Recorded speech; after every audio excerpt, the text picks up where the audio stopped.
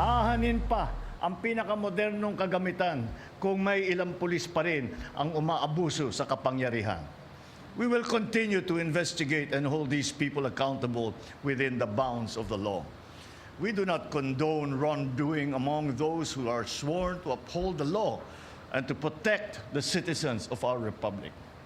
Inuulit ko, walang lugar ang katiwalian sa ating kapulisan. Ito ang binitiwang salita ni PBBM sa kanyang speech sa 124th Police Service Anniversary Celebration kaninang umaga sa PNP headquarters sa Camp Crame. Pero bago ito, nanguna rin ang Pangulo sa pagbibigay ng pagkilala sa mga uniformed at non-uniformed PNP personnel at iba't ibang units ng ahensya sa kanilang natatanging dedikasyon at pagseserbisyo.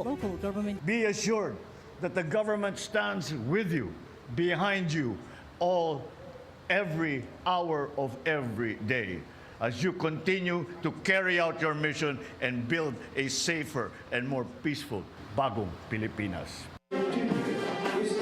Nagpasalamat naman si PNP Chief Nicolas Torre sa suporta ng Pangulo sa police force. Nananawagan din siya sa kanyang mga tauhan na isabuhay ang tunay na diwa ng public service.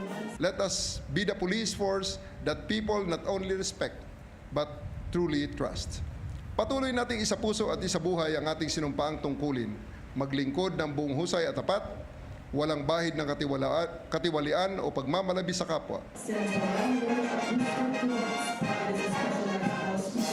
Ipinakita rin sa event ang mga makabagong kagamitan at mga sasakyan ng PNP.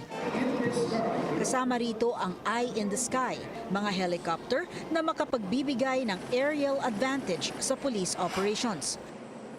Nagkaroon din ng pagkakataon ng Pangulo na mabisita ang PNP Command Center. Dito na brief siya tungkol sa bagong 5-minute response time ng ahensya. Nag-live demo para sa kanya ng pinabilis na sistema ng pagresponde ng pulis. At ipinakita rin sa kanya ni Chief PNP ang mga video ng successful police operations gamit ang mga makabagong gadgets nila gaya ng body-worn cameras. Good job, good job!